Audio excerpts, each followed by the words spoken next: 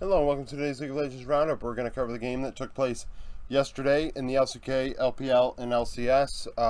Obviously, like I said yesterday, or Saturday for that matter, I would not be doing Sunday's videos on Sunday's games on Sunday. I would be waiting till today. And then we're covering LPL, EDG, and Top from this morning. And then lastly, going to preview LNG and JDG for tomorrow. So if you're new to the channel, the Discord link is in the description. If you'd like to join the Discord, we BS about the games as they go on. Occasionally there's a watch party. If you go to the Rules and Rolls channel, you hit the little microphone that the bot put out, and you'll be notified when a watch party occurs. There's also a Patreon. Link is in the description. If you are an esports gambler, if you bet on winners, losers, players, over-unders, things like that, I do give insight for a fee. I will be honest, my predictions for winner loser is about 70%, and my over-unders are 54. So, transparency is best policy. I look around at other people doing, prize pick bets and things on Twitter, and they don't actually put out their percentages. So I feel like that is a thing to their detriment. Like, if you don't put out your percentage and people are paying you for your insight and you're not willing to say, like, I wouldn't pay somebody money if I didn't know what their hit rate was. But nevertheless, LCK, Dom 1, and T1, I watched this entire series as well as most of this one before I even went to do what I did yesterday. So T1 win. They almost got reverse swept though. They're up 2-0 against Dom 1, and then Dom 1 came back. T1 getting cute in draft as they normally do. Keria playing Sejuani support and things of that nature. Neela being used as AD carry by Gumayushi. Also not a good move. So they almost lose because of it. Guma goes 19, 9, and 23. Faker leads the way in damage, going 10, 11, 29 with, 29 assists and 28% of damage. Duckdom 19, 11, and 22. Showmaker 13, 10, 22 in mid with 25% of Dom 1's damage. I expected T1 to win. I didn't expect it to be so close, but then again, T1 entered the draft in 3 and 4.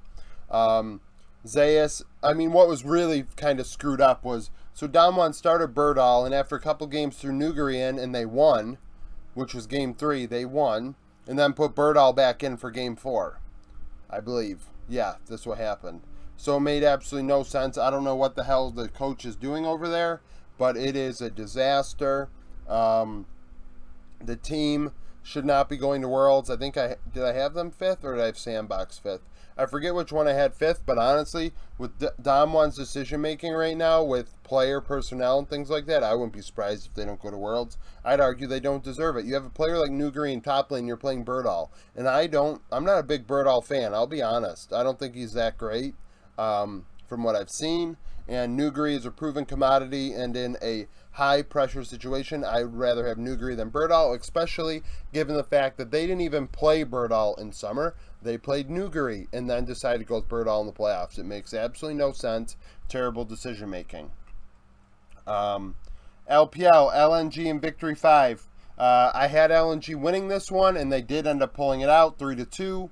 Light went 27, 6, and 23, 34% of LNG's damage. Ale 19, 16, 22 in top. Fodic 16, 13, 21 at 80 carry with 32% of the damage. Zhao Bao 12, 10, and 8. So LNG continue to roll. Tarzan and Doomby doing work, and Light also doing a lot of work. Light is really performing well alongside Lamau. Lamau is returning to a form that we've seen in the past. Just coming together for LNG at the right time. Speaking of coaching staffs that didn't know what they were doing, LNG really sandbagged the split by playing Panda C in top lane, playing Iwandi at support and things like that when they really didn't have to. Speaking of coaches not doing their job, and now Victory 5 end up out of the playoffs. They're going to be in the qualifier because they went with Zhao Bao instead of Karsa in the playoffs. And I still don't understand why they made this move. I didn't like it. Now, Zhao Bao goes 12, 10, and 8, and it's like, well, he was the only other player with more kills and deaths outside of Fodic, and he got pulled after 2 games, or 3 games. It might have been 3 games, because Karsa ended up playing. And Karsa, different kind of jungler. And now all of a sudden you're throwing another jungler in. So have you been splitting scrims the last couple weeks and hurting the other 4 players? Probably. Excuse me. So Victory 5 are just inting themselves over the last stretch here. I mean, it's not good. It's not good. Going into qualifiers, I don't think they make it out, to be honest with you. Right now, I am feeling like it could be Top, JDG, LNG, and EDG making it out to Worlds. And support teams left. Who would have thought? And that's like, oh, look, he's picking the 4 teams that are left. Of course, he's saying that. Victory 5 are not playing well. RNG are not playing well. And that's really all you need. You know, that's all you need to really think about. Yeah, those teams aren't playing well. Weibo. I don't think Weibo's in it anymore. Weibo not playing well either. Just at the right time, LNG and EDG are heating up. You know, so it is what it is. LCS, C9, and CLG, another 5-game banger. Berserker, 25, 10, and 32. Jensen, 10, 9, and 33, with a team leading 27% of damage. Luger, 21, 10, and 23, 33% of CLG's damage. Dokla, 22, 19, and 21. Dokla had a great Akali game. I believe he had 8 kills on it one game, which really boosted his score. You know, honestly, C9 were just better in every role. It's pretty much simple as that. Palafox did not play awful, hence Jensen being 10 and 9. Jensen really didn't take advantage of him that much, but then again, he played a couple Orianna games, I'm pretty sure, and Orianna really is not a very high potential pick anymore. Right now, at least. I keep looking down to make sure I'm on the screen because I know I'm kind of close over here. You can barely see my hand, so yeah. So C9 get past CLG. I figured this was going to happen. The CLG fans down into the losers bracket they go. CLG have had a great split, and they actually gave C9 a run, which I am shocked by, but C9 probably needed that. Sven playing Ashe. I don't know why they haven't done that more often this split. I feel like it makes sense to put him on Ashe, Senna, things like that if you can, if it makes sense. So C9, a lot of potential going down the stretch here. We'll see how they do against the other main teams, because TL really handled FlyQuest, so I don't think TL is going to be the team that they're going to get past.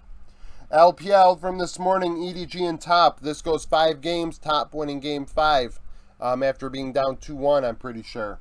So, Jackie Love, 19, 9, and 24, 32% of damage. Knight, 15, 9, and 15. Viper, 24, 11, 13, 38% of EDG's damage. Scout, 8, 8, and 24. So what happened? Well, they gave EDG Lucian twice, and Viper absolutely destroyed them. Viper played a great series, and there's a reason why Jackie Love's stats aren't that 19, 9, 24 is strong, but game 5, they played Senna Tom.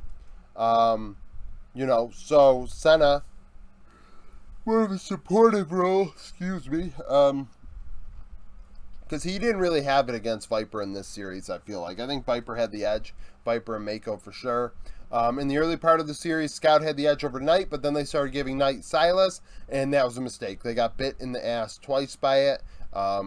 Wayward and Flandre. Flandre left a lot to be desired. I believe his stat line was like 3 and 10 or 4 and 12 or something. Like, not very good. I understand top laners don't always have the best stats, but Wayward looked out of place at times but had a better stat line. His Gnar was better than what Flandre's Ornn and things like that end up being. You know, but EG going to the losers bracket now, they have a chance. They still have a chance, and they're very competitive. That bot lane is nasty. Scout is nasty. JJ left a lot to be desired too, though. The top side of the rift, I would prefer Junjia in there. I had Top winning this 3-2 in my Patreon post. I also, my over-unders, I think I went 3-1. I lost on the Jackie Love over, but the other 3 I had Viper over, Mako over, and Tien under. Tien looked awful. I don't care that they won. Tien was not that good, and that is kind of upsetting because he was MVP, and honestly, I think Kanavi arguably should have won it. I don't even recall who I picked as MVP exactly, but Kanavi had a better claim than Tien did in the jungle at the very least. So, Top move on, and now on to the other matchup for tomorrow. We have LNG and JDG. LNG coming off of this win against Victory 5. JDG haven't played yet on 12-15. So, what do we think? Well, last time they played was week 5, day 5. JDG winning 2-1, a close series where Kanavi would go 10, 4, and 18. Kanavi versus Tarzan is what I want to watch. We were talking about it today in the Discord a little bit. I think LNG have a really good chance. I really do. I think LNG are cruising right now. They are hot, and this meta does not fit Kanavi that well. I feel like Poppy, the Poppy Trundle, geez, what's the other one? I'm missing. Not Wukong. It's not Wukong. Poppy Trundle, Wukong, and who's the other one? The other, secondary, more of a facilitator jungler. That does not fit JDG style. Kanavi is a carry jungler when he's at his best, and this meta does not fit that. I mean, ban Wukong and then put him on a Poppy, and he's not carrying the game. I feel like Tarzan could do more work on the secondary champions like that can just facilitate and get their laners ahead. I will say I don't believe Ale is going to be able to take care of 369 like he quite did Rich. 369 is an elite top laner, top 10 in the world probably, so Ale for sure has his work cut out for him, but Tarzan, just go up there like they did the Shy. I mean, it's feasible, they can just go do that. Weibo's like a poor man's JDG when you really think about it, this split. Mid laner, Angel and Yagao both are facilitators, not necessarily hard carries.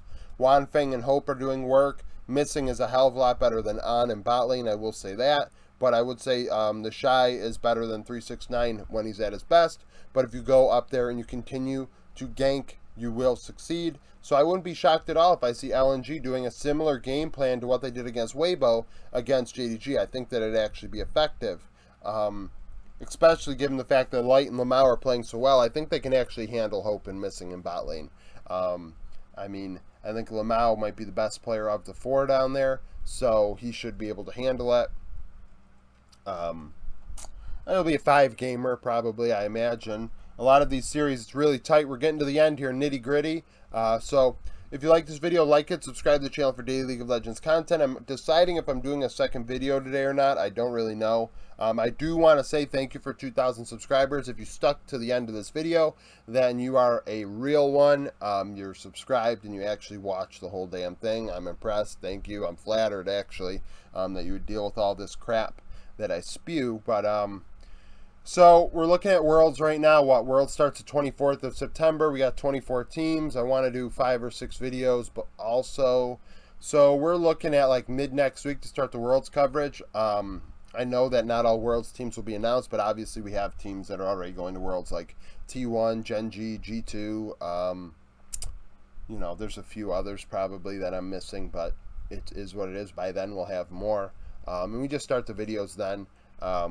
If we have to double up eventually because we're waiting on teams, that's what we'll do. But I do want to start getting those videos out, start my Worlds preview content, get a playlist going like I did MSI. I think people have suggested do top, rank top 25 players maybe, rank the teams, rank players by role, which I did last time. I'm going to do again. Maybe do a little bit more insight, maybe different things.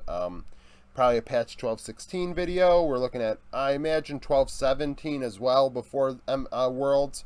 I don't know if it'll be on 12.17 or 12.18. We will figure that out when we get there. But I'll do videos like that about the teams that are going to Worlds.